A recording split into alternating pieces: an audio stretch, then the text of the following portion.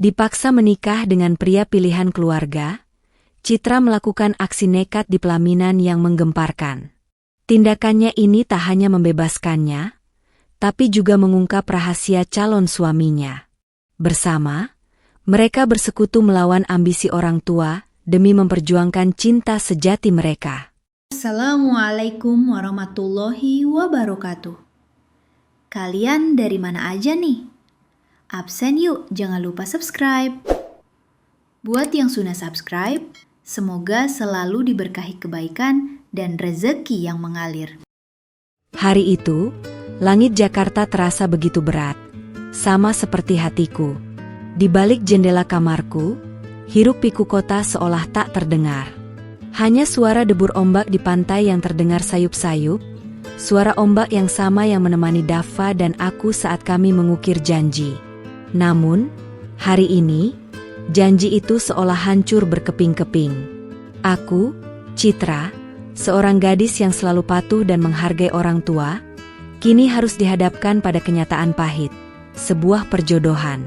Nama pria itu Rizky, seorang pengusaha muda yang sukses, cerdas, dan berasal dari keluarga terpandang. Bagiku, dia hanyalah sosok asing yang tak punya tempat di hatiku. Keluargaku, terutama ibu dan ayah, merasa sangat bangga dengan perjodohan ini. Mereka berkata, "Nak, ini demi masa depanmu." Rizky adalah pria yang sempurna. Dia bisa memberikan kehidupan yang layak yang tidak bisa diberikan Dava. Ya, Dava. Namanya terngiang di benakku, membuat hatiku perih. Dava, pria yang tulus mencintaiku, kini hanya bisa pasrah melihatku diserahkan kepada orang lain. Setiap malam, aku berdiam diri di kamar, memandangi bayangan diriku di cermin.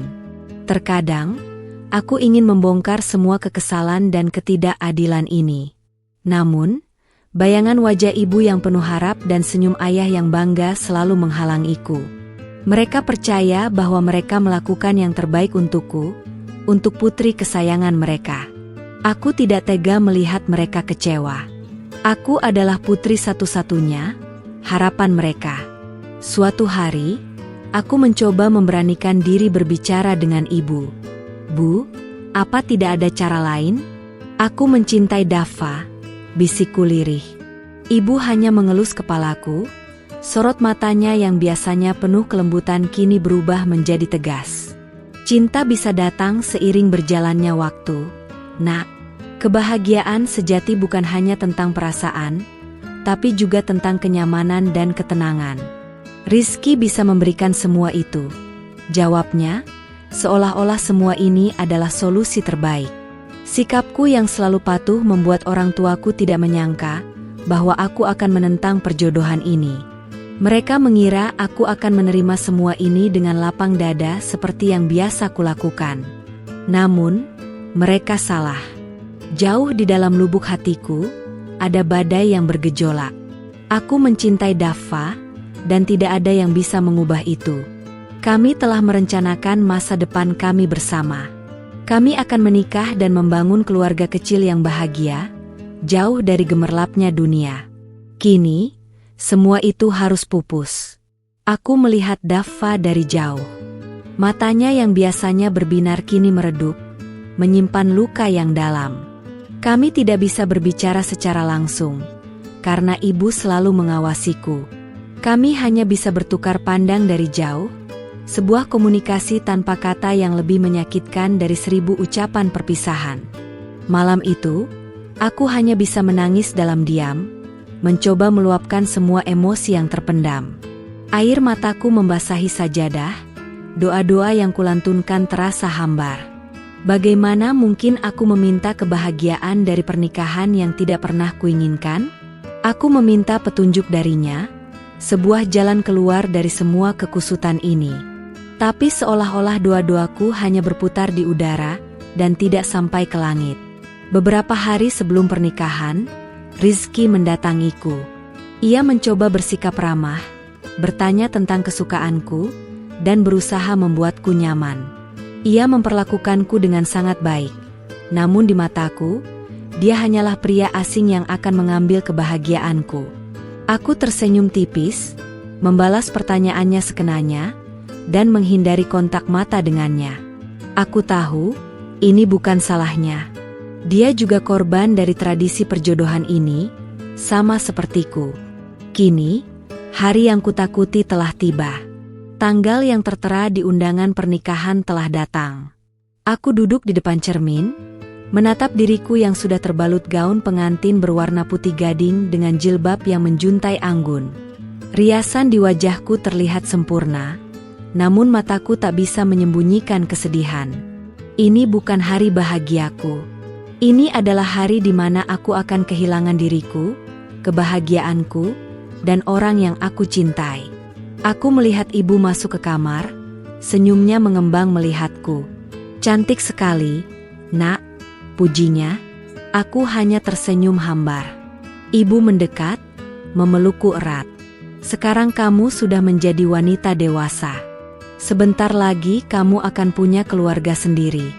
Jangan khawatir, semuanya akan baik-baik saja. Aku hanya mengangguk, tanpa bisa mengucapkan sepatah kata pun. Perasaanku campur aduk. Ada rasa takut, putus asa, dan juga amarah. Aku mencoba meyakinkan diriku bahwa semua ini adalah demi kebaikan, demi kebahagiaan orang tuaku. Tapi, apakah kebahagiaan mereka harus dibayar dengan penderitaanku? Di depan pintu kamar, ayah sudah menungguku. Ia terlihat gagah dengan setelan jasnya, sorot matanya menyeratkan kebanggaan yang dalam. Ia mengulurkan tangannya, dan aku meraihnya. Kami berjalan beriringan, melewati lorong-lorong rumah yang terasa sangat panjang.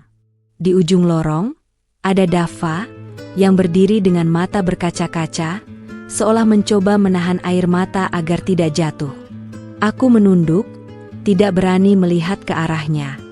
Jalanan menuju pelaminan terasa seperti jalan menuju jurang. Setiap langkah yang kuambil terasa begitu berat, seolah-olah kakiku diikat dengan rantai besi. Aku tahu, setelah ini, hidupku tidak akan sama lagi. Di ujung jalan, Rizky sudah menungguku di pelaminan. Ia terlihat tampan dengan senyumnya yang sempurna. Ia mengulurkan tangannya kepadaku, dan aku hanya bisa menunduk, tidak sanggup melihat ke matanya. Di hadapan penghulu, para saksi, dan puluhan pasang mata yang memandang, aku tahu, ini adalah saat di mana aku harus membuat keputusan. Aku harus memilih antara patuh pada orang tua, atau mengikuti kata hatiku sendiri. Dan, pada detik itu, sebuah ide gila terlintas di benakku. Tangan Rizky terulur, menjemputku, namun mataku tak berani menatapnya.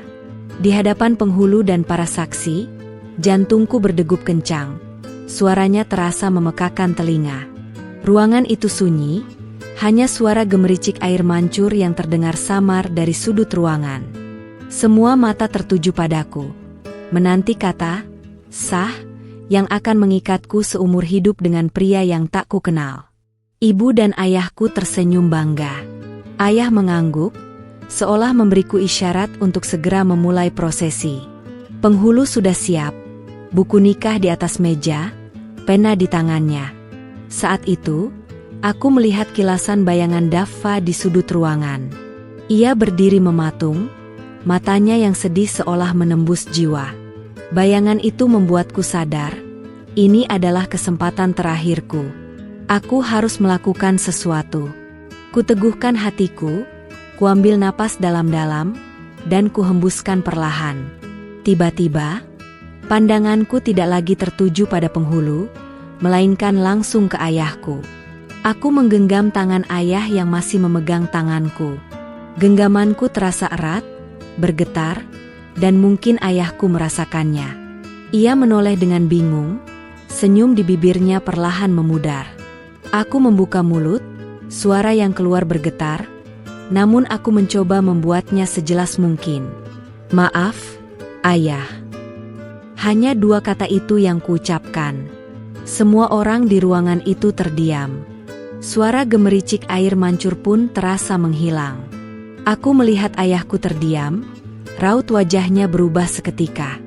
Ayah, Citra tidak bisa. Ibuku, yang duduk di samping ayah, langsung bangkit, matanya membelalak, wajahnya menunjukkan ketidakpercayaan. "Citra, apa yang kamu lakukan?" bisiknya, suaranya penuh amarah. Namun, suaraku tak lagi bergetar. "Maaf, Ibu. Maafkan Citra. Citra tidak bisa menikah dengan Rizky." Rizky, yang tadinya tersenyum ramah, kini wajahnya membeku. Tangannya yang terulur perlahan turun.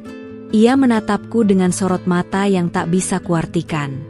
Kekagetan, kekecewaan, dan mungkin juga sedikit rasa malu bercampur aduk di sana. Pria itu, yang biasanya terlihat percaya diri, kini tampak begitu rapuh. "Citra, ini bukan saatnya bercanda," ucapnya, suaranya berbisik, namun jelas terdengar. "Aku tidak bercanda, Rizky."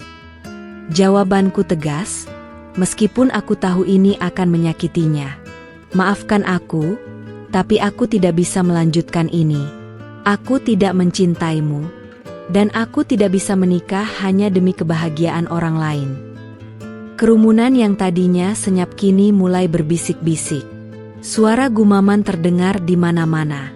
Beberapa tamu mulai mengambil ponsel mereka, merekam adegan yang tidak terduga ini. Aku tahu, apa yang kulakukan ini akan menyebar dengan cepat dan menjadi bahan gosip. Tapi, setidaknya aku tidak membohongi diriku sendiri.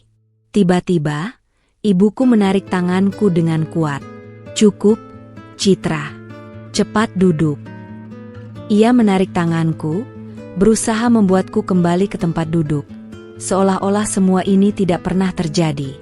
Tapi aku menahan. Aku menggeleng, tidak mau mengikuti permintaannya. Aku melepaskan genggamannya, dan beralih menatap ayahku. Mata ayah memancarkan kekecewaan yang sangat dalam, lebih menyakitkan daripada kemarahan. "Apa yang kamu lakukan, Citra? Kamu menghancurkan semua ini. Kamu mempermalukan keluarga kita," ucapnya dengan suara tercekat. Hancur hatiku melihat ekspresi itu. Namun, aku tahu, jika aku tidak melakukannya sekarang, aku akan menghancurkan diriku sendiri.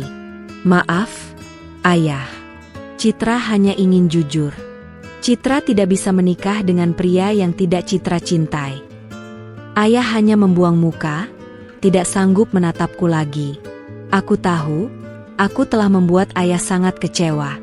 Di tengah kebingungan itu, Rizky mencoba mengambil kendali. "Tolong berikan kami waktu. Ini hanya salah paham," ucapnya pada para tamu. Namun, suaranya terdengar tidak meyakinkan. Semua orang sudah melihat semuanya.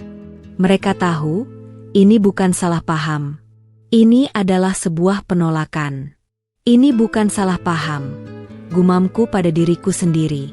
Dava, yang masih di sudut ruangan, kini menatapku. Ada sedikit senyum di bibirnya, senyum yang menunjukkan kelegaan, seolah ia mengerti keputusanku. Aku membalas tatapannya, seolah ingin berkata, "Aku melakukannya untukmu." Tiba-tiba, seorang pengawal datang, atas perintah ibuku, dan menarikku dari pelaminan. Aku tidak melawan. Aku hanya mengikuti kemanapun mereka membawaku, melewati kerumunan tamu yang terus berbisik, sorot mata mereka seolah menghakimiku. Mereka semua berpikir aku gila, atau setidaknya, aku telah menjadi anak yang durhaka. Aku dibawa ke sebuah ruangan pribadi. Pintunya ditutup dengan keras. Ibuku melangkah masuk, wajahnya merah padam. "Apa yang sudah kamu lakukan, Citra? Kamu menghancurkan reputasi keluarga kita. Kamu menghancurkan masa depanmu sendiri." Aku tidak menjawab. Aku hanya menunduk. Air mataku yang sejak tadi kutahan kini mengalir deras. Aku tahu, aku telah membuat kesalahan. Tapi, ini adalah kesalahan yang harus aku perbaiki. Aku tidak bisa hidup dalam kebohongan. Aku tidak bisa menikah dengan pria yang tidak kucintai. Setidaknya, sekarang aku bisa bernapas lega, meskipun aku tidak tahu apa yang akan terjadi selanjutnya. Aku duduk bersimpuh di lantai kamar rias, air mataku tak berhenti mengalir. Gaun pengantin yang seharusnya menjadi simbol kebahagiaan kini terasa begitu berat, seolah-olah menjeratku. Suara gaduh di luar ruangan terasa seperti gema yang menghantam-hantam dinding, mengingatkanku pada kekacauan yang baru saja kuciptakan. Aku tidak tahu apa yang akan terjadi padaku. Akankah aku dikurung, dihukum, atau yang paling menakutkan, dipaksa untuk kembali ke pelaminan? Pintu ruangan terbuka. Aku mendongak, bersiap untuk menghadapi amarah ibu atau ayah. Namun, yang berdiri di ambang pintu bukanlah mereka.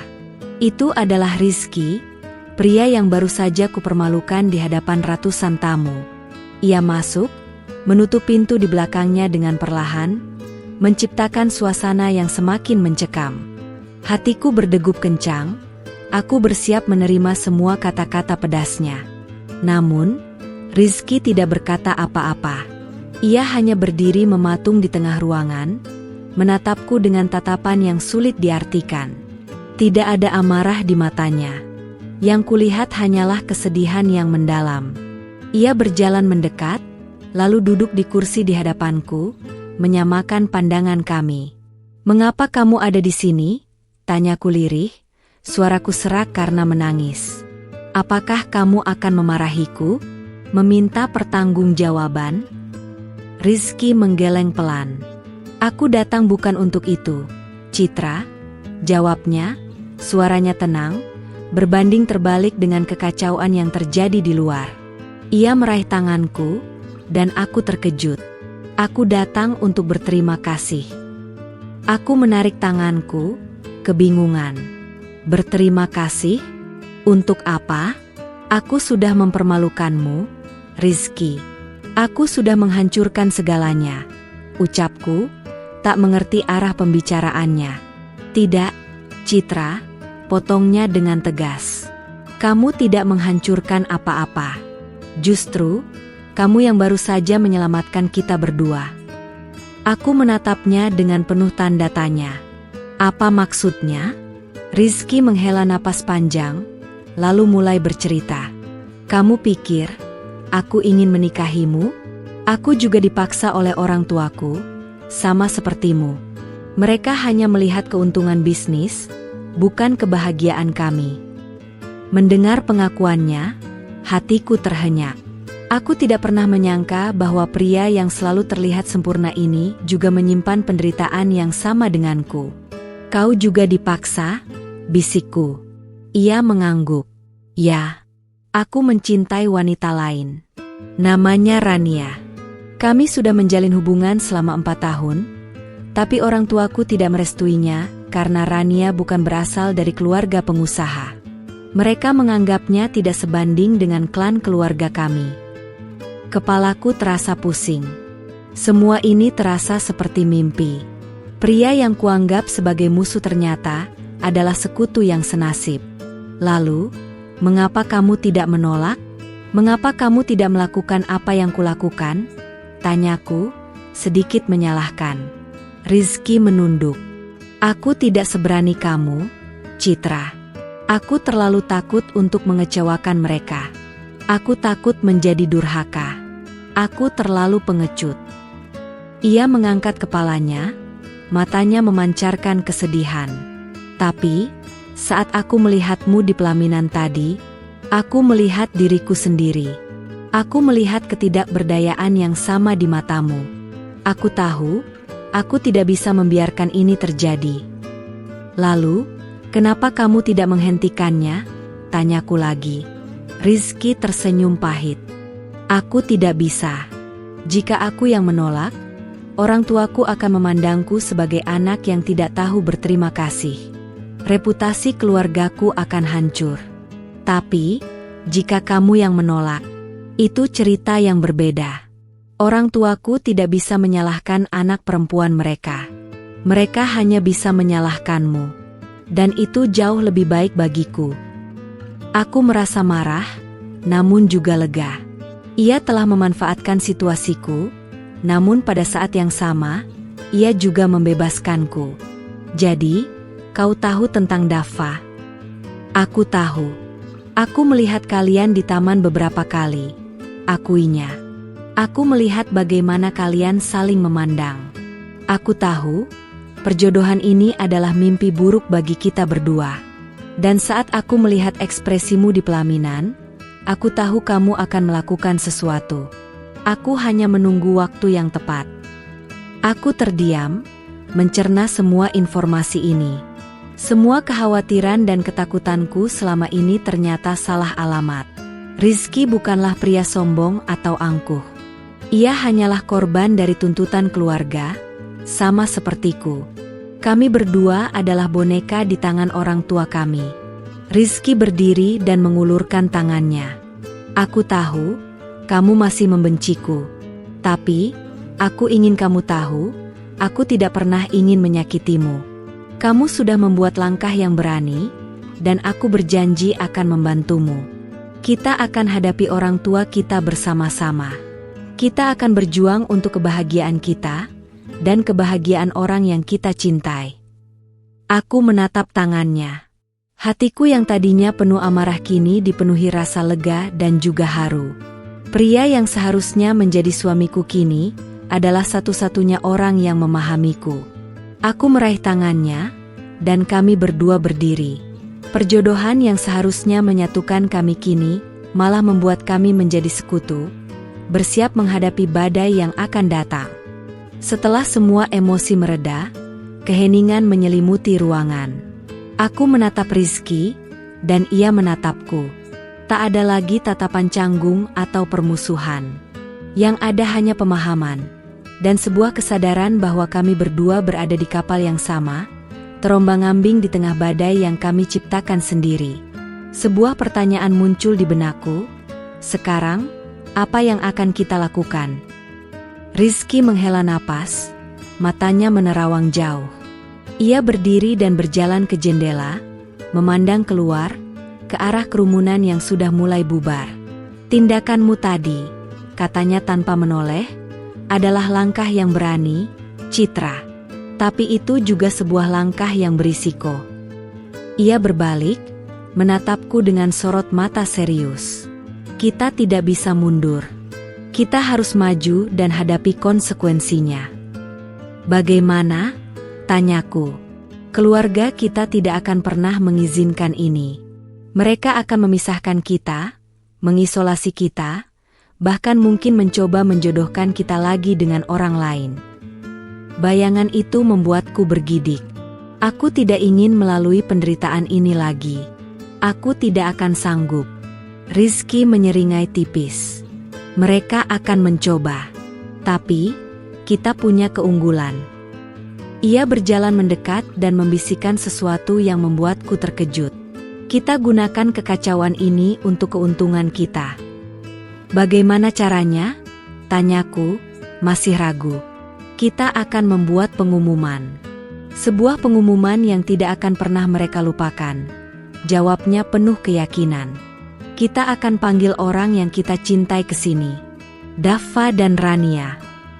Aku terkejut. Daffa? Untuk apa? Untuk menunjukkan kepada orang tua kita bahwa ini bukan sekadar pemberontakan sesaat. Ini adalah perjuangan untuk cinta yang tulus. Jika mereka melihat kita berempat bersatu dan siap menghadapi dunia bersama-sama, mereka akan terkejut. Mereka akan melihat bahwa kita serius. Rizky mengeluarkan ponselnya dan menghubungi seseorang. Rania, ini aku. Ada sesuatu yang harus kamu ketahui. Aku mendengar suaranya yang tenang, menjelaskan semua yang terjadi. Di ujung sana, terdengar suara Rania yang histeris dan tidak percaya. Namun, setelah Rizky menjelaskan situasinya dengan sabar, suara Rania berubah menjadi penuh semangat. Aku akan ke sana sekarang juga. Setelah Rizky menutup telepon, aku mengambil ponselku dengan tangan gemetar. Aku menghubungi Daffa. Daffa, aku di rumah, kamu harus kesini sekarang juga. Ada hal yang penting sekali yang harus kamu tahu. Daffa menjawab dengan suara cemas. Citra, aku sudah mendengar semuanya. Kamu tidak apa-apa, aku akan datang sekarang. Aku mematikan panggilan, hatiku terasa campur aduk. Aku tidak tahu bagaimana Daffa akan bereaksi saat ia mengetahui bahwa aku dan Rizky, calon suamiku, kini adalah sekutu. Namun, jauh di lubuk hati, aku merasa ada harapan. Harapan bahwa kali ini, kami bisa berjuang bersama. Beberapa menit kemudian, Daffa tiba. Wajahnya penuh kekhawatiran, matanya memancarkan rasa takut. Namun, ketika ia melihatku berdiri di samping Rizky, ia mengerutkan kening, bingung. "Citra, apa ini?" tanyanya, menatapku dan Rizky bergantian. Rizky maju ke depan, mengulurkan tangannya. "Halo, Daffa. Aku Rizky. Aku tahu kamu pasti bingung, tapi aku adalah teman, bukan musuh." Daffa ragu-ragu, tapi akhirnya membalas jabat tangan Rizky. "Aku tahu kamu mencintai Citra, sama seperti aku mencintai Rania." Belum sempat Daffa mencerna perkataan Rizky, Rania datang, terburu-buru. Ia langsung berlari memeluk Rizky. "Aku tidak percaya kamu melakukan ini." Rania menatapku, matanya penuh air mata. "Terima kasih, Citra. Terima kasih sudah menghentikan semua ini." Kami berempat duduk bersama. Rizky menjelaskan rencana kami secara detail. Kita tidak bisa menyerah. Kita harus menunjukkan kepada orang tua kita bahwa kita adalah manusia, bukan barang dagangan. Kita punya perasaan, kita punya pilihan. Daffa dan Rania mendengarkan dengan seksama, mata mereka berbinar-binar dengan harapan baru. "Ini akan menjadi pertempuran yang berat," ucap Daffa. "Tapi, aku siap melakukannya," sambungnya, menatapku dengan penuh cinta. "Aku tidak akan membiarkanmu menghadapi ini sendirian." Senyumku mengembang. Aku merasa ada kekuatan baru yang mengalir di dalam diriku. Aku tidak lagi sendiri. Aku memiliki Daffa, pria yang kucintai, dan sekarang, aku juga memiliki Rizky dan Rania, sekutu yang tak terduga. Kami bukan lagi dua pasang kekasih yang diam-diam bersembunyi. Kami adalah 4 orang yang siap berjuang demi kebahagiaan mereka. Matahari sudah terbenam. Pesta pernikahan telah usai, hanya menyisakan kekacauan. Namun, di dalam ruangan ini, sebuah rencana gila sudah disusun. Rencana yang akan mengguncang keluarga kami, dan mungkin juga dunia mereka. Malam itu, kami berempat bersumpah untuk berjuang, apapun yang terjadi. Pintu ruangan terbuka.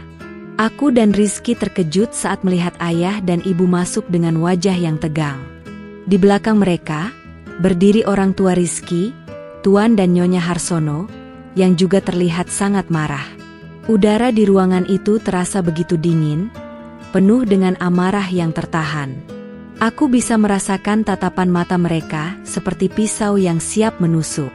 Ayah melangkah maju, wajahnya memerah, dan matanya penuh kekecewaan. "Citra, jelaskan. Apa yang sudah kamu lakukan? Mengapa kamu mempermalukan kami seperti ini?" teriaknya, suaranya menggelegar. Aku tidak pernah melihat ayah semarah ini. Tangannya mengepal, dan napasnya memburu. Aku mencoba menenangkan diri, menatap ayah dengan mata penuh kesedihan. "Ayah, maafkan aku. Aku tidak bermaksud mempermalukan kalian," ucapku lirih. "Tapi aku tidak bisa menikah dengan pria yang tidak kucintai." "Cinta? Apa artinya cinta dibandingkan dengan masa depan yang sudah terjamin?" potong ibu dengan sinis. "Kamu hanya memikirkan dirimu sendiri, Citra. Kamu egois." Rizky melangkah maju, berdiri di sampingku. Ia menatap orang tuanya dengan tegas. "Papa, Mama, ini bukan salah Citra. Aku juga tidak ingin pernikahan ini terjadi," ucapnya, suaranya tenang namun kuat. Tuan Harsono, ayah Rizky, menatapnya dengan tajam. "Rizky, apa yang kamu bicarakan? Apa maksudmu?" "Aku juga dipaksa. Aku tidak mencintai Citra, jawab Rizky tanpa ragu. Perjodohan ini hanya demi bisnis. Kami berdua adalah korbannya. Nyonya Harsono, ibu Rizky, menutup mulutnya dengan tangan, seolah-olah ia baru saja mendengar sebuah berita yang sangat mengejutkan. Rizky, bagaimana bisa kamu berkata seperti itu? Kamu tahu seberapa besar harapan kami pada pernikahan ini. Aku tahu, Ma. Tapi kebahagiaanku lebih penting daripada uang dan bisnis, balas Rizky. Aku mencintai wanita lain. Dan Citra juga mencintai pria lain. Ucapan Rizky membuat kedua pasang orang tua itu terdiam. Mereka saling pandang, mencoba memahami situasi ini. Inilah saatnya. Aku memberikan Rizky isyarat, dan ia mengangguk. Ia melangkah ke pintu dan membukanya. Di sana, Daffa dan Rania sudah menunggu dengan hati-hati. Daffa dan Rania melangkah masuk. Kehadiran mereka seolah meledakkan bom di ruangan itu. Mata ayah dan ibu langsung tertuju pada Daffa. Ekspresi kaget dan marah campur aduk di wajah mereka. Sementara itu, Tuan dan Nyonya Harsono menatap Rania dengan penuh tanda tanya, seolah baru pertama kali melihatnya. Siapa mereka? Tanya ayahku dengan suara dingin. Mereka adalah orang yang kami cintai. Yah, jawabku dengan tegas. Daffa adalah orang yang kucintai. Aku tidak bisa hidup tanpanya. Daffa mengangguk, lalu berbisik. Tante, Om, saya tahu ini tidak sopan. Tapi saya mencintai Citra dan saya ingin memperjuangkannya. Tuan Harsono memandang Rizky dan Rania. Jadi, wanita ini yang selama ini kamu sembunyikan? Tanyanya dengan sinis.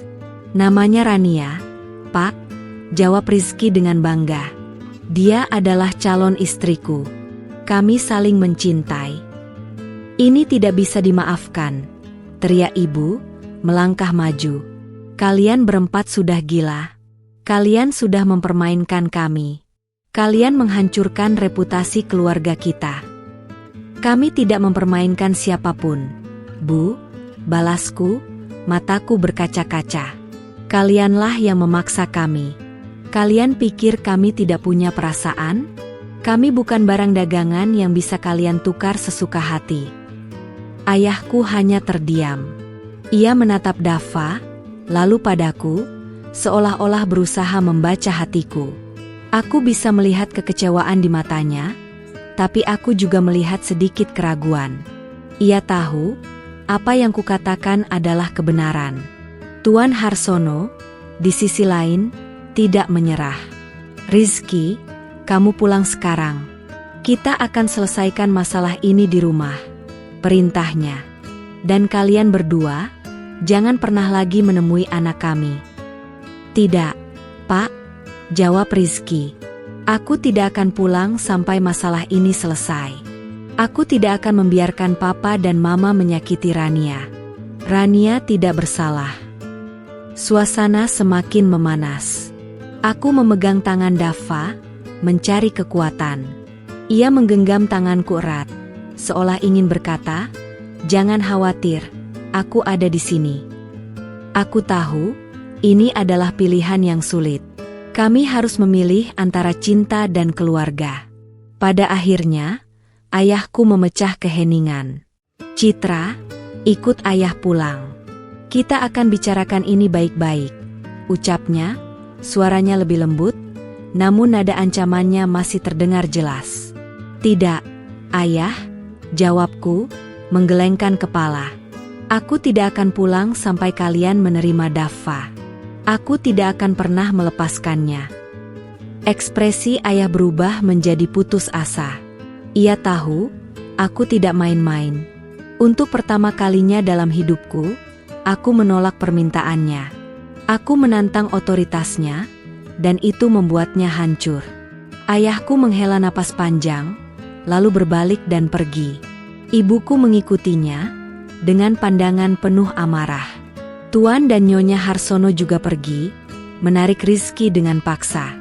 Rizky sempat menoleh ke arahku, seolah ingin berkata, "Aku akan kembali." Aku dan Daffa terdiam, ditinggalkan di ruangan itu. Kami tahu, ini baru permulaan. Perjuangan kami belum berakhir. Namun, kini aku tahu, aku punya seseorang yang bisa kupercaya. Seseorang yang bisa berjuang bersamaku. Aku tidak lagi sendiri. Rumah kontrakan kecil ini jauh berbeda dengan rumahku yang megah. Dindingnya dicat dengan warna krem kusam, dan hanya ada satu jendela yang menghadap ke jalan sempit. Di dalamnya, hanya ada kasur tipis di sudut, sebuah lemari pakaian bekas, dan dapur kecil yang hanya berisi peralatan seadanya. Tidak ada karpet mewah, lampu kristal, atau pelayan yang siap siaga.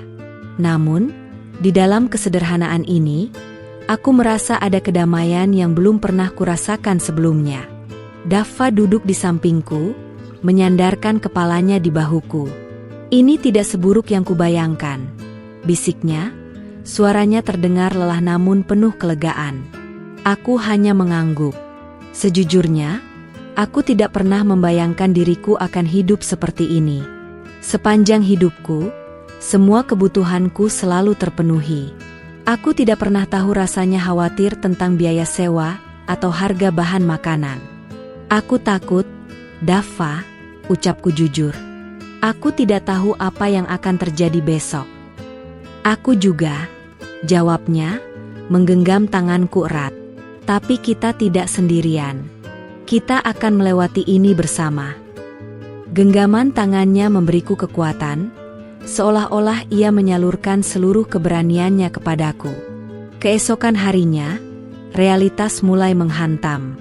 Kami berdua hanya memiliki sedikit uang tunai, dan itu tidak akan cukup untuk bertahan lama. Aku yang tidak pernah bekerja, kini harus memikirkan bagaimana cara mendapatkan uang. Daffa, yang bekerja sebagai seorang desainer grafis lepas, tidak memiliki penghasilan tetap. Kami harus bekerja keras, jauh lebih keras dari yang pernah kami bayangkan. Aku mencoba menghubungi orang tuaku, tapi teleponku tidak pernah diangkat. Panggilan demi panggilan terus kucoba, namun selalu berakhir dengan nada sambung yang tidak terjawab. Rasanya seperti ada tembok tebal yang memisahkan kami. Aku tahu mereka marah dan kecewa, tapi aku tidak pernah menyangka mereka akan memutuskan hubungan secepat ini. Setiap panggilan yang tak terjawab adalah tusukan pedih di hatiku. Tidak hanya itu, semua akun media sosialku juga diblokir oleh keluargaku. Aku tidak bisa melihat apa yang mereka lakukan, tidak ada kabar dari saudaraku, dan aku tidak tahu bagaimana keadaan Rizky sekarang. Aku merasa terputus dari duniaku yang lama. Aku hanya bisa menghela napas, mencoba meyakinkan diriku bahwa semua ini adalah bagian dari pilihan yang kuambil. Aku akan mencari pekerjaan, kataku pada Daffa. Ia menatapku dengan heran. Citra, kamu tidak perlu melakukan itu. Biar aku saja yang bekerja. Aku menggelengkan kepala. Tidak, Daffa. Ini juga tanggung jawabku. Aku tidak mau hanya bergantung padamu. Kita akan berjuang bersama. Dengan tekad yang kuat, aku mulai mencari pekerjaan. Aku mencoba melamar ke beberapa toko di sekitar tempat kami tinggal. Aku mengisi formulir dengan tangan gemetar, tidak yakin apa yang harus kutulis di bagian pengalaman kerja. Pengalamanku hanyalah sebagai seorang anak dari keluarga kaya yang terbiasa diurus. Aku tahu, aku tidak memiliki kualifikasi apapun. Beberapa hari kemudian, aku mendapatkan telepon dari sebuah toko buku kecil. Mereka mengundangku untuk wawancara. Aku merasa gugup, namun juga bersemangat. Ini adalah kesempatan pertamaku untuk membuktikan diri. Dengan jilbab yang rapi dan baju sederhana, aku pergi ke toko buku itu. Pemiliknya, seorang wanita paruhbaya yang ramah, menyambutku dengan hangat. "Apa yang membuatmu tertarik dengan pekerjaan ini?" tanyanya. Aku tersenyum. "Saya suka buku, dan saya ingin belajar untuk mandiri."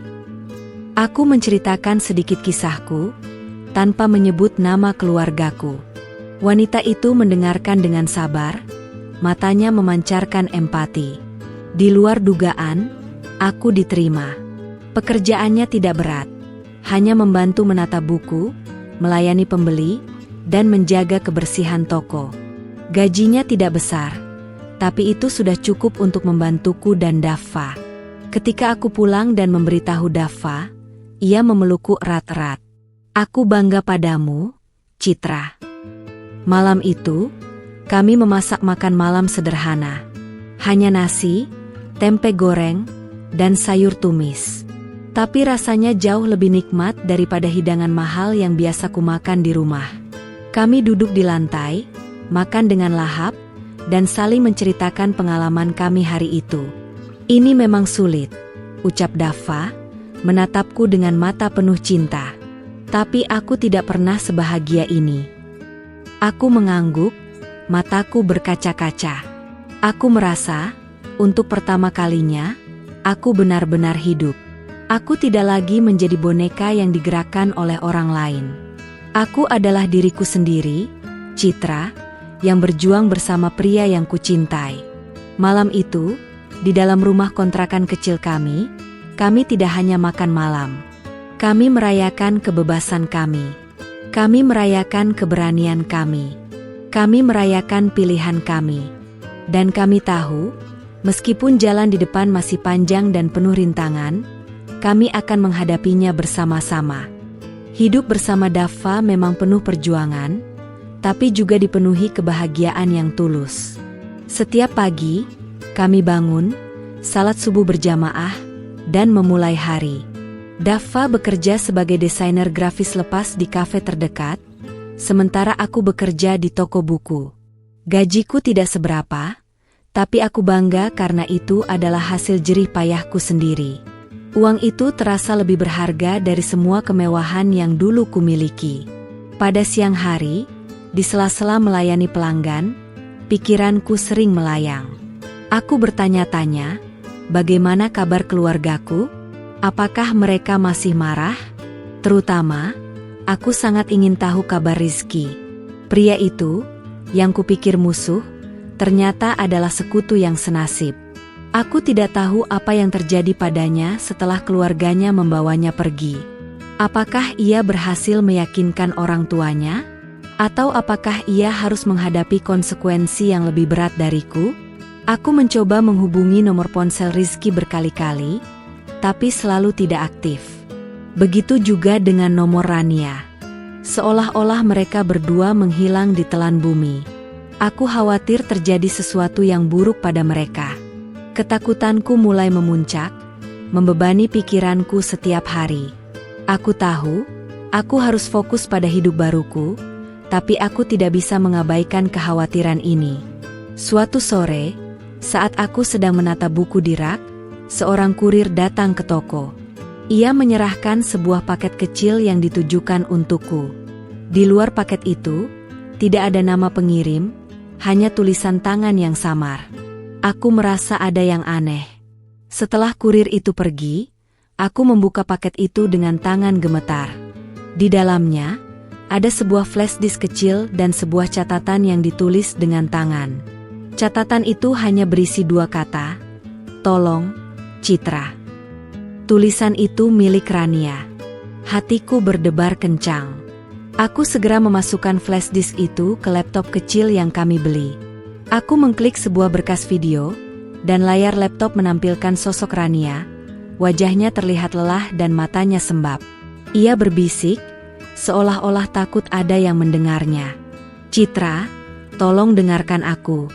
Aku berhasil menghubungi orang yang bisa menyampaikan pesan ini padamu. Rizky dalam masalah besar." Jantungku serasa berhenti berdetak. Aku menoleh ke arah Daffa, yang duduk di sampingku, menatapku dengan mata penuh pertanyaan. Aku mengisyaratkan padanya untuk diam dan mendengarkan. Setelah kejadian di pelaminan, orang tua Rizky sangat marah. Mereka tidak hanya mengurungnya, tapi juga menyita semua barang-barangnya. Ponsel, laptop, semuanya. Dia benar-benar terisolasi, bisik Rania. Mereka bahkan mencoba menjodohkannya lagi dengan putri seorang investor besar dari luar negeri. Aku menutup mulutku, tak percaya. Jadi, Ketakutanku benar. Rizky tidak menyerah, tapi ia terjebak. Ia sendirian menghadapi badai yang jauh lebih besar dari badai yang kuhadapi.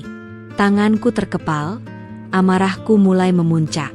Papa dan Mama Rizky sangat putus asa. Lanjut Rania. Mereka bilang, hanya ada satu cara untuk mengembalikan reputasi keluarga, yaitu dengan segera menikahkan Rizky dengan wanita yang mereka pilih. Kali ini, mereka tidak akan membiarkan Rizky menolak. Aku mencoba membantunya, tapi aku juga berada dalam pengawasan ketat. Aku hanya bisa berkomunikasi dengannya secara diam-diam. Kami berdua tidak tahu harus bagaimana. Bisik Rania lagi, matanya penuh air mata. Aku membuat video ini saat mereka sedang tidak ada di rumah. Aku berhasil menemukan flash disk ini dan aku meminta bantuan temanku untuk mengirimkannya padamu. Video itu diakhiri dengan permohonan Rania. Citra, aku tidak tahu apakah kamu dan Dava bisa membantu. Tapi kami sangat membutuhkanmu. Kita harus lakukan sesuatu sebelum semuanya terlambat. Video itu terhenti, meninggalkan kami dalam keheningan yang mencekam. Aku memandang Dava, dan ia menatapku. Matanya penuh dengan tekad. Kita harus bantu mereka, Citra. Tapi bagaimana, Dava? Kita tidak punya apa-apa. Kita bahkan tidak tahu di mana Rizky sekarang. Jawabku, suaraku serak. Dava tersenyum, senyum yang sama yang selalu menenangkanku. Kita punya satu hal yang mereka tidak punya. Kebebasan. Ia meraih tanganku. Rizky memberimu jalan keluar. Sekarang giliran kita yang membantunya keluar dari penjara. Kita akan berjuang, seperti yang sudah kita janjikan. Malam itu, kami tidak bisa tidur. Pikiranku dipenuhi oleh bayangan Rizky yang terkurung dan Rania yang putus asa. Aku tahu, ini bukan hanya tentang Dava dan aku lagi.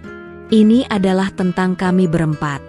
Kami harus menyusun rencana baru, strategi gila yang lain, untuk membebaskan Rizky dan Rania. Meskipun kami hanyalah dua pasang kekasih yang berjuang dalam kesederhanaan, kami memiliki satu kekuatan yang tak ternilai, cinta dan persahabatan. Malam itu, di dalam rumah kontrakan kecil, kami mulai merencanakan sesuatu yang tidak pernah terlintas di benak kami. Sesuatu yang berisiko, tapi harus dilakukan demi kebahagiaan kami semua. Malam itu terasa begitu panjang. Wajah Rizky yang terlihat lelah dan putus asa dari video Rania terngiang-ngiang di benakku. Aku tidak bisa tidur. Dava juga sama. Ia terus bolak-balik di kamar, memikirkan cara untuk membantu. Kami merasa begitu tidak berdaya, tidak memiliki kekuasaan, dan tidak memiliki koneksi. Bagaimana mungkin dua orang biasa seperti kami bisa melawan keluarga Harsono yang begitu berkuasa? Dava duduk di sampingku, menghela napas panjang. Kita tidak bisa menyerah begitu saja, Citra. Rizky sudah mempertaruhkan segalanya untuk kita. Sekarang, giliran kita untuk membantunya. Suaranya penuh tekad. Aku tahu, Dava. Tapi bagaimana caranya? Kita tidak tahu di mana mereka menyembunyikan Rizky, ucapku. Kita tidak bisa begitu saja datang ke rumah mereka dan memintanya pulang. Rania, yang sejak tadi terdiam, mengangkat kepalanya. Matanya yang sembab kini memancarkan cahaya harapan. Aku tahu satu cara, bisiknya. Orang tua Rizky, mereka sangat peduli dengan reputasi keluarga. Mereka takut dengan skandal. Kita bisa gunakan itu sebagai senjata. Aku dan Dava saling pandang. Ide itu terdengar sangat berisiko, namun juga masuk akal. Maksudmu, kita akan membongkar semuanya ke publik? Tanyaku. Rania mengangguk. Ya, lewat media sosial. Kita akan ceritakan semuanya, tentang perjodohan paksa ini, tentang bagaimana mereka mengurung Rizky, dan tentang rencana pernikahan mereka yang baru. Tapi itu terlalu berbahaya, Dava menimpali. Mereka pasti akan membalas. Mereka punya uang dan kekuasaan. Mereka bisa menghancurkan kita. Mereka memang bisa menghancurkan kita secara finansial, tapi mereka tidak bisa mengendalikan publik. Rania menjawab. Publik tidak peduli dengan uang mereka. Mereka peduli dengan cerita, dengan penderitaan. Jika kita berhasil membuat cerita ini viral, orang tua Rizky akan ketakutan. Mereka tidak akan mau reputasi mereka hancur hanya karena ego mereka. Ide itu terasa gila, namun itulah satu-satunya harapan kami. Kami tahu, ini adalah langkah terakhir. Jika ini gagal, kami tidak akan punya kesempatan lagi. Aku memandang Daffa, dan ia menatapku, matanya penuh pertanyaan. Apakah kamu siap? Citra, ini bukan hanya tentang kita lagi. Ini adalah tentang kita berempat. Jika kita melakukan ini, tidak akan ada jalan untuk kembali. Aku siap, jawabku tanpa ragu. Aku sudah melewati segalanya. Aku sudah kehilangan segalanya. Aku tidak akan takut kehilangan lagi. Aku hanya ingin Rizky bebas. Kami bertiga mulai menyusun rencana. Rania, yang memiliki banyak teman di dunia media sosial, akan menjadi ujung tombak. Ia akan membuat sebuah utas di Twitter yang menceritakan semuanya, dari awal hingga akhir. Sementara itu, Daffa, dengan keahliannya di bidang desain grafis, akan membuat poster-poster digital yang menarik dan penuh emosi untuk menarik perhatian. Dan kamu, Citra, kata Rania, menatapku, kamu adalah saksi kunci. Kamu harus menceritakan semuanya dari sudut pandangmu. Dari detik pertama kamu dipaksa, hingga detik terakhir kamu melihat Rizky. Aku menelan ludah. Ide itu membuatku gugup. Aku harus membongkar semua aib keluargaku, semua penderitaan yang kurasakan. Tapi ini adalah satu-satunya cara. Aku akan buatkan video, ucapku, sebuah video yang berisi ceritaku. Aku akan berhijab, agar pesanku lebih kuat. Daffa mengangguk. Itu ide bagus, Citra. Kita harus membuat orang percaya dengan cerita kita. Cerita dari seorang wanita yang dipaksa, yang berani melawan, dan yang kini berjuang untuk orang lain. Keesokan harinya, kami memulai misi kami. Rania mulai menulis utasnya di Twitter. Daffa mulai merancang poster. Dan aku mengambil kameraku, duduk di depan cermin, dan mulai merekam. Dengan tangan gemetar, aku menceritakan semuanya. Dari awal, ketika ayahku memperkenalkan Rizky kepadaku, hingga momen di pelaminan ketika aku memutuskan untuk melawan. Air mataku tak berhenti mengalir, tapi aku terus berbicara. Aku menceritakan bagaimana aku mencintai Daffa, bagaimana Rizky juga mencintai wanita lain, dan bagaimana kami berdua adalah korban dari ambisi keluarga. Aku menceritakan bagaimana Rizky membantuku bebas, dan bagaimana sekarang giliranku untuk membantunya. Video itu adalah pengakuan jujurku, sebuah cerminan dari hatiku yang terluka, namun juga penuh dengan keberanian. Setelah selesai, Daffa mengeditnya dengan teliti, menambahkan musik yang menyentuh hati dan teks yang kuat. Rania mengunggahnya bersamaan dengan utasnya di Twitter. Tak sampai 1 jam, reaksi mulai bermunculan. Ceritaku mulai menyebar dengan cepat. Tagar bebaskan Rizky dan pernikahan paksa menjadi tren. Orang-orang mulai menanggapi, beberapa memberikan simpati, beberapa lainnya memberikan amarah pada keluarga kami. Ini berhasil, Citra, teriak Rania dengan gembira, matanya berbinar. Orang-orang mulai membicarakan ini. Aku dan Daffa hanya bisa tersenyum. Kami tahu, ini baru permulaan. Kami tahu, badai yang lebih besar akan datang. Orang tuaku dan orang tua Rizky pasti sudah mengetahui ini. Mereka tidak akan tinggal diam. Tapi, kami sudah siap. Kami sudah berada di garis depan, dan tidak akan mundur. Misi penyelamatan ini, meskipun berisiko, adalah satu-satunya cara untuk memenangkan pertempuran ini.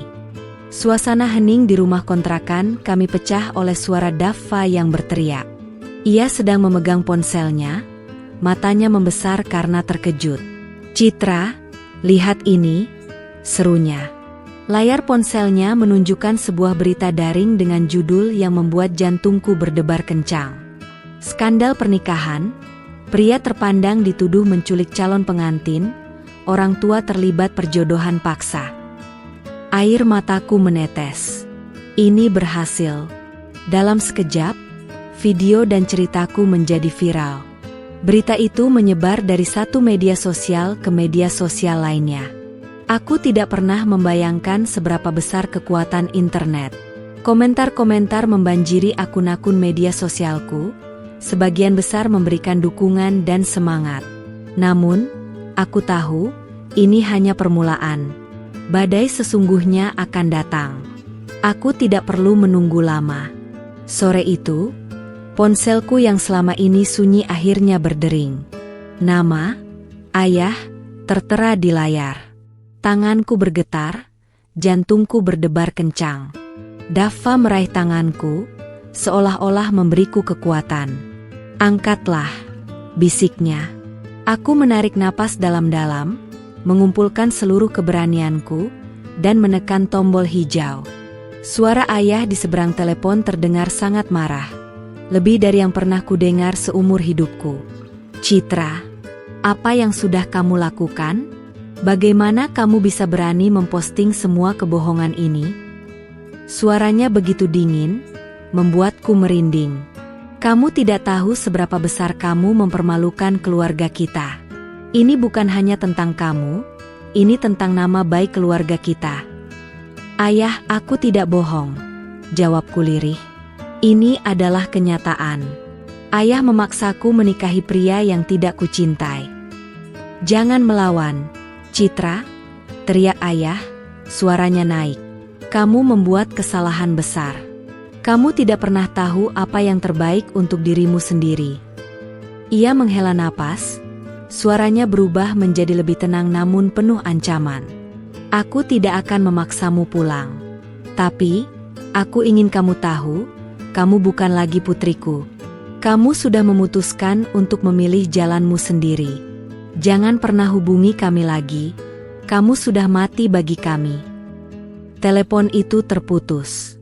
Ponselku jatuh dari tanganku.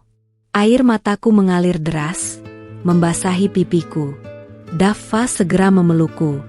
"Aku baik-baik saja," bisikku, meskipun aku tahu itu adalah kebohongan terbesar yang pernah kuucapkan. Bagian dari hatiku hancur berkeping-keping. Aku tahu, aku akan kehilangan keluargaku. Tapi aku tidak pernah menyangka akan sepedih ini. Keesokan harinya, sesuatu yang tidak terduga terjadi.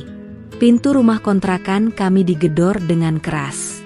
Daffa membuka pintu, dan di sana, berdiri sekelompok pria berbadan tegap. Di antara mereka, aku melihat Pak Harsono, ayah Rizky. Di belakangnya, berdiri Rizky. Wajahnya pucat, tapi matanya memancarkan tekad yang kuat. "Di mana putriku? Di mana Rania?" teriak Pak Harsono, matanya memancarkan kemarahan. Ia melirik ke arahku, seolah-olah aku adalah sumber dari semua masalah. Rizky maju ke depan, berdiri di antara kami dan ayahnya. "Pak, jangan membuat keributan di sini. Ini bukan tempatnya." "Diam kamu, Rizky," bentak Pak Harsono. "Kamu sudah cukup membuatku malu. Bagaimana bisa kamu kabur dan sekarang membiarkan wanita ini merusak nama baik keluarga kita?" "Pak, aku tidak kabur," jawab Rizky dengan tenang. "Aku hanya memilih kebahagiaanku. Sama seperti Citra. Kami tidak bisa menjadi boneka, Pak." Aku melangkah maju, berdiri di samping Rizky. "Pak Harsono, kami tidak berbohong. Kami hanya ingin memiliki hak untuk memilih pasangan hidup kami sendiri." "Hak?" Pak Harsono menyeringai. "Apa yang kamu tahu tentang hak? Kamu hanyalah wanita yang tidak tahu berterima kasih. Kamu sudah merusak semua rencana kami." Saat ketegangan semakin memuncak, aku melihat sebuah mobil datang. Dari dalamnya, keluar Rania dan kedua orang tuanya. Pak Harsono terkejut. Rania berlari ke arah Rizky dan memeluknya. "Rizky, kamu tidak apa-apa?" tanyanya. "Kami tidak akan membiarkanmu merusak masa depan putri kami, Pak Harsono," ucap ayah Rania, berdiri di samping kami. "Putriku mencintai Rizky, dan ia berhak bahagia. Kami akan melawanmu." Pak Harsono tidak menyangka bahwa kami akan bersatu dan melawan mereka.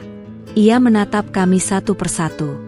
Ia melihat Rizky dan Rania yang saling berpegangan tangan. Ia melihat ayah Rania yang berdiri dengan gagah. Dan ia melihat aku dan Dava yang juga saling berpegangan tangan, siap untuk berjuang.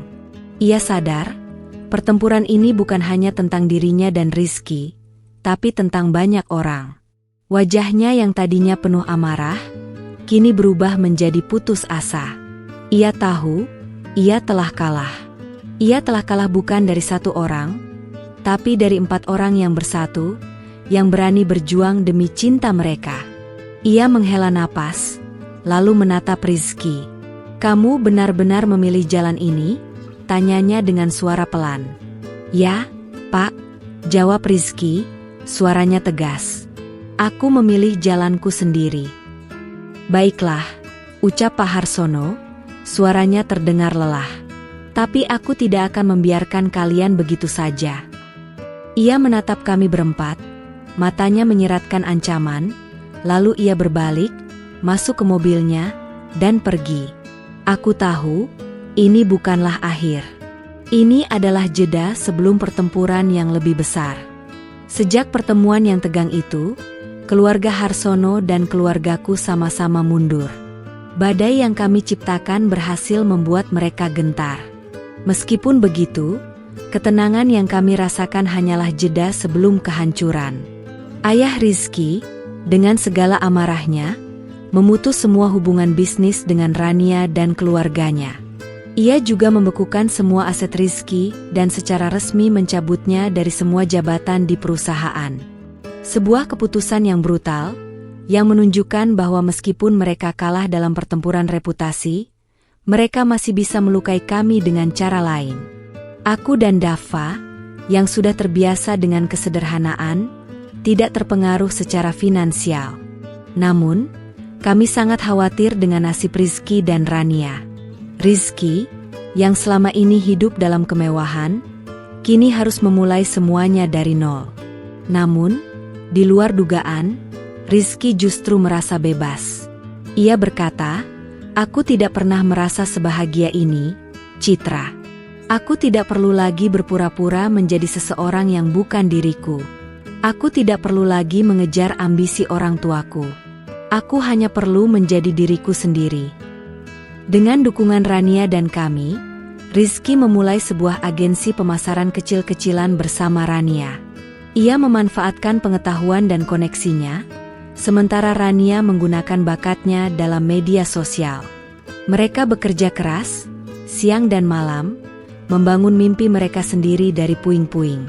Kami berempat saling mendukung. Setiap malam, kami berkumpul di rumah kontrakan kami yang sederhana, berbagi cerita, dan menyemangati satu sama lain. Kami bukan lagi dua pasang kekasih yang berjuang sendirian. Kami adalah sebuah keluarga kecil yang menemukan kekuatan dalam kebersamaan. Seiring berjalannya waktu, luka di hatiku mulai sembuh. Tapi, ada satu luka yang masih menganga. Hubunganku dengan orang tuaku. Setiap kali aku melewati jalan di dekat rumah, aku merasa hatiku sesak. Aku tahu mereka masih sangat marah padaku. Aku merindukan pelukan ibu, nasihat ayah, dan senyuman mereka yang dulu. Namun, aku juga tahu, aku tidak bisa kembali. Aku tidak bisa menjadi Citra yang patuh dan pasrah seperti dulu. Aku sudah menemukan diriku sendiri, dan aku tidak akan pernah melepaskannya. Suatu hari, saat Dava dan aku sedang duduk di taman, sebuah mobil berhenti di depan kami. Aku terkejut melihat sosok ayah keluar dari mobil itu. Ia terlihat lebih tua, dan sorot matanya yang dulu tegas kini terlihat lelah. Ia berjalan mendekat ke arah kami dan duduk di bangku di seberang kami. Suasana menjadi sangat hening. "Ayah tahu, kamu melakukan ini karena cinta," ucap ayah, suaranya pelan dan penuh penyesalan. "Tapi, ayah juga ingin kamu tahu, kami melakukan ini demi kebaikanmu. Ayah hanya ingin memberikan yang terbaik untukmu." Aku tidak tahu harus berkata apa. Aku hanya bisa menangis. Daffa, yang sedari tadi diam, berbicara. "Pak, Citra tidak pernah merasa bahagia dengan yang Bapak berikan. Ia bahagia dengan apa yang ia pilih, dengan apa yang ia miliki sekarang." Ayah menatap Daffa, lalu beralih menatapku. Ia melihat kebahagiaan di mataku, kebahagiaan yang tidak pernah ia lihat sebelumnya. Ayah hanya ingin kamu bahagia, nak," bisiknya. Air matanya menetes, membuatku terkejut. Ini pertama kalinya aku melihat ayah menangis. Ia mendekatiku dan memelukku erat. Ayah tidak menyangka, kebahagiaan itu harus ayah bayar dengan kehilanganmu. Pelukan itu terasa begitu hangat, menghapus semua rasa sakit yang telah lama terpendam. Aku menangis dalam pelukannya, melampiaskan semua emosi yang telah kupendam. Ayah akhirnya melepaskanku dan memandangku dengan senyuman. "Ayah tahu, kamu sudah dewasa. Kamu sudah bisa memilih jalan hidupmu sendiri. Ayah bangga padamu." Tak lama kemudian, Rania dan Rizky juga datang. Ayah melihat mereka, lalu mengangguk. "Rizky, ayahmu adalah orang yang keras kepala. Tapi, ayah yakin, suatu hari ia akan mengerti." Rizky tersenyum, berterima kasih pada ayahku. Beberapa bulan kemudian, Daffa dan aku menikah. Pernikahan kami sederhana, hanya dihadiri oleh keluarga dan teman-teman dekat. Ayah dan ibu datang. Mereka tidak lagi marah. Senyuman mereka tulus, seolah-olah mereka bahagia melihat putri mereka menikah dengan pria yang ia cintai. Begitu juga dengan Rizky dan Rania. Mereka menikah di hari yang sama, di tempat yang sama, dengan Daffa dan aku. Kedua pasang kekasih yang sempat terancam harus berpisah, kini bersatu dalam cinta. Kami berempat memulai babak baru dalam hidup kami. Kami tidak lagi mencari pengakuan dari orang lain. Kami tidak lagi berjuang untuk memenangkan pertempuran yang tidak perlu. Kami hanya berjuang untuk kebahagiaan kami sendiri dan kebahagiaan orang yang kami cintai. Meskipun perjuangan kami penuh luka, kami tahu, kebahagiaan sejati hanya bisa kita dapatkan dengan berani melawan, dan dengan berani memilih jalan kita sendiri.